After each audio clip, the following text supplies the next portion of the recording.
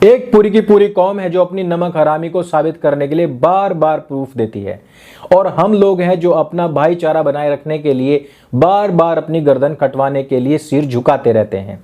आप सभी ने देखा होगा कि दो आतंकवादी जिनका संबंध आईएसआई और हिजबुल मुजाहिदीन के साथ में था, उनकी सड़क पर जब हत्या कर दी गई तो पूरा का पूरा समाज चूड़ी तोड़ रहा था। तब पूरा का पूरा समाज लॉ एंड ऑर्डर की बात कर रहा था। तब पूरा का पूरा एक समाज कह रहा था कि रोजादारों की रमजान के दौरान हत्या कर दी गई है। लेकिन क्या आप जानते हैं कि पुंछ जम्मू में हमारे 5 जवानों की जान ले ली गई है, और लेने वाले भी वही रोजेदार ही थे।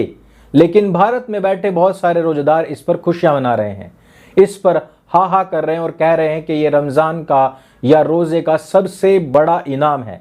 वो कह रहे हैं कि ईद मुबारक, वो कह रहे हैं कि आज अतीक का बदला ले लिया गया है। आज इस वीडियो में इन्हीं सब बातों पर हम चर्चा करेंगे और बात करेंगे कि बार बार ब्रिगेडियर प्रताप के ये शब्द हमें सत्य होते क्यों नजर आते हैं।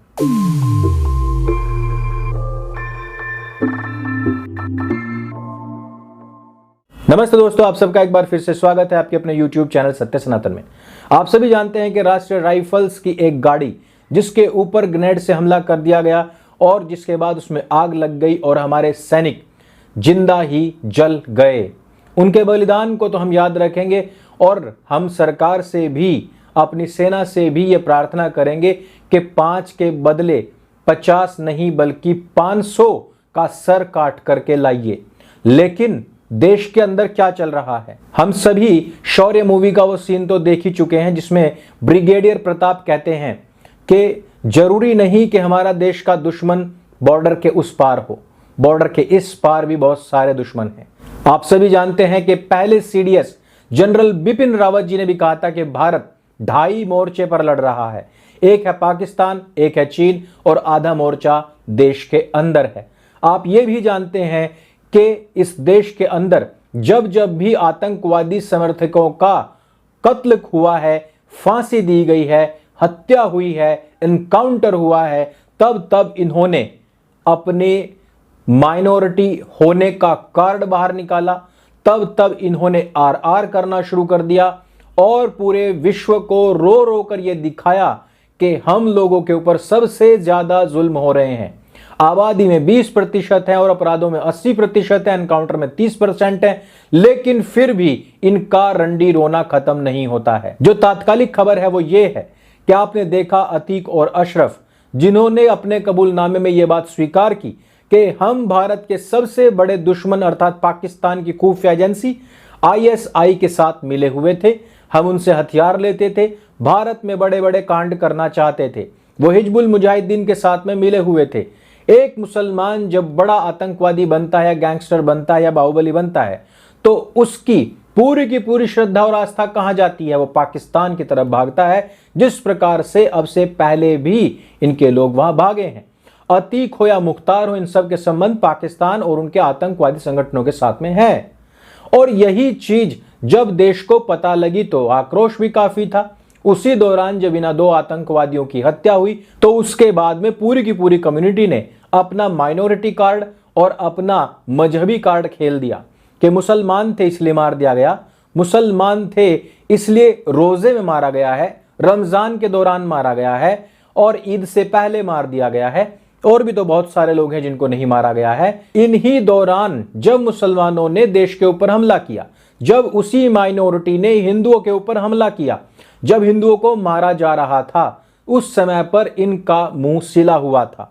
इसी दौरान एक व्यक्ति जो कि जाकिर नाइक के द्वारा प्रेरित था, जो कि पूरी तरीके से आतंकवादी माइंडसेट से तैयार था, जब वो व्यक्ति कोझिकोड में ट्रेन में आग लगा देता है और कहता है कि उसको हिंदुओं से नफरत और वो वहां पर बड़ा कांड करने ही गया था, उस समय पर इनकी जुबानें सिल जाती हैं।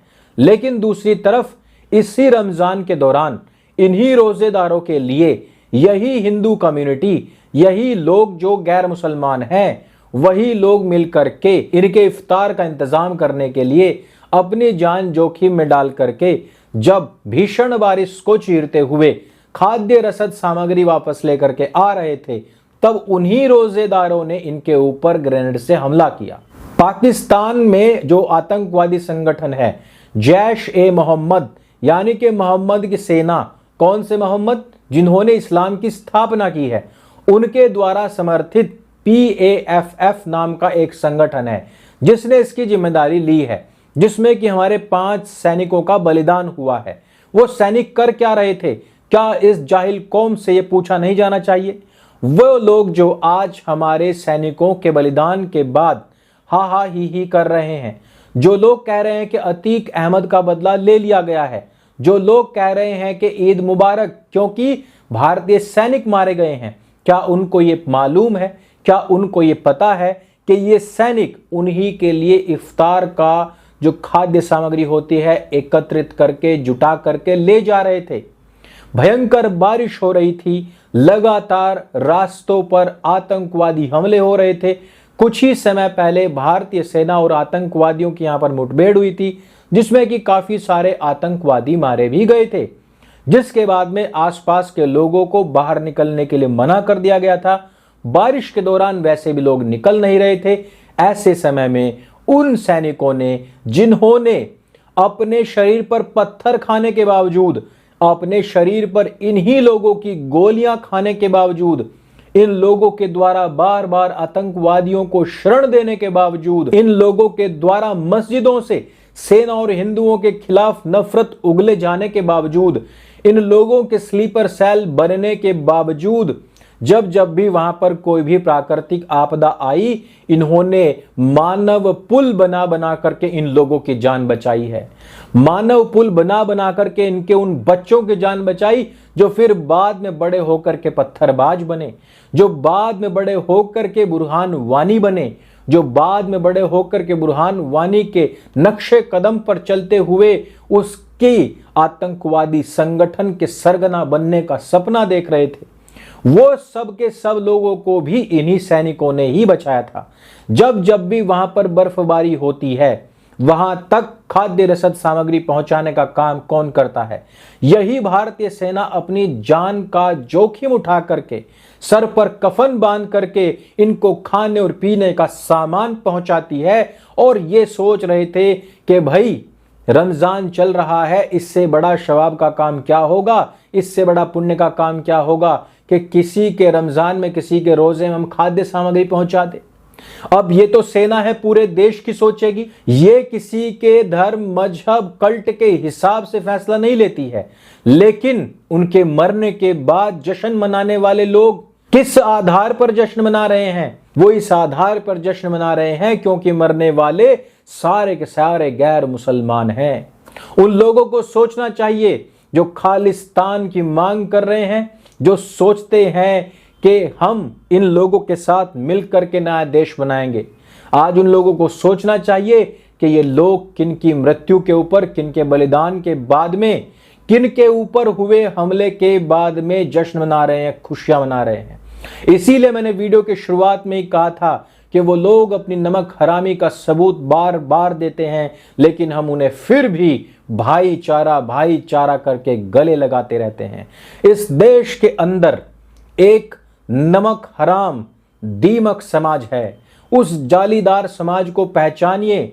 इन लोगों ने हमारे जनरल साहब के मरने के बाद में भी इसी प्रकार से जश्न मनाया था। प्रत्येक उस महान विभूति के जाने के बाद ये लोग जश्न मनाते हैं।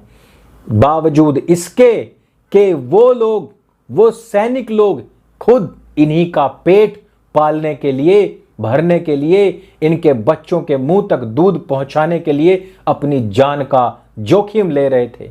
तुम अपनी जानें गवा दो, लेकिन इनको कोई फर्क नहीं पड़ेगा। इन लोगों के लिए देश की सेना के प्रति मन में सम्मान बिल्कुल भी नहीं है। और इस प्रकार की जितनी भी घटनाएं होती हैं, ये बार बार प्रत्येक राष्ट्रवादी भारतीय का मन कचोटती हैं, प्रत्येक बार उसको सोचने पर मजबूर करती हैं कि मैं जो सोच रहा था आखिरकार फिर से वो गलत हुआ। इस वीडियो में सिर्फ इतना ही, क्योंकि मन अंदर से बहुत ज्यादा दुखी है इस प्रकार के लोगों को देख करके।